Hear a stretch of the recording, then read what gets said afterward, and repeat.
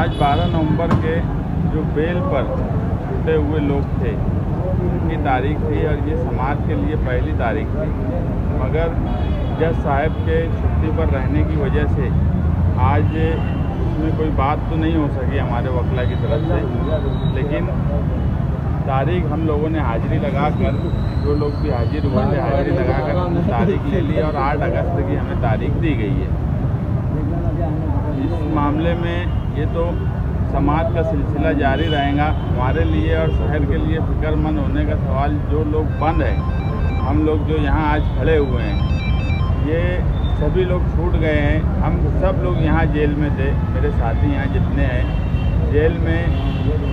कितनी तकलीफ़ होती है, हमने कितनी तकलीफ़ सही, वही मरहले से हमारे दूसरे साथी आज गुजर रहे हैं। मगर कोर्ट के प्रोसीजर में कुछ ना कुछ ऐसी बात हो जा रही है जो हमारे हाथ में भी नहीं है, जबकि सीनियर काउंसिल लगा लेने के बाद उनके हाथ में भी नहीं है। आज जो 30-32 लोग नासिक सेंट्रल जेल में बंद है, उनका लगभग 9 महीना होने के करीब है।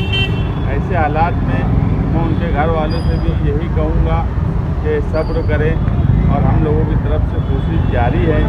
और मालेगांव शहरियान से भी यही गुजारिश करूँगा कि उनके लिए दुआ करें, क्योंकि जो लोग बंद है 9 महीने से, वो ऐसे लोग नहीं हैं जो जिन्होंने कोई गुनाह किया हो। वो बेगुनाह लोग आज इतना लंबा जेल की सज़ा काट रहे हैं, जिसका दुख हमें भी है।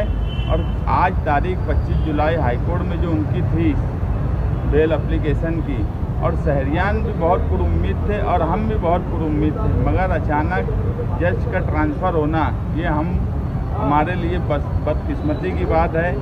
लेकिन कल और परसों 2 दिन में हम लोग मुंबई जाने का इरादा रखते हैं और वकला से बातचीत करके अभी जो जज साहब आए हैं इनके सामने बेल एप्लीकेशन कब रखेंगे और आगे किस तरह से जल्द इनकी रिहाई हो सके, इसकी पूरी कोशिश करेंगे। और मैं हमारे यहाँ जो साथी हैं, मैं सभी से यही कहूँगा कि उनके लिए दुआएं करें और कोशिश करें, क्योंकि हम खुशकिस्मत हैं कि आपके सामने बाहर हैं। हम में से कोई 3 महीना, कोई 4 महीना जेल काट के आया है, मगर जो हमारे बाकी साथी बचे हैं आज वो 9 महीना करीब होने पे आया है, उनके घर के क्या हालात होंगे, वो अंदर किस हालात में होंगे, ये हमसे अच्छा कोई नहीं है।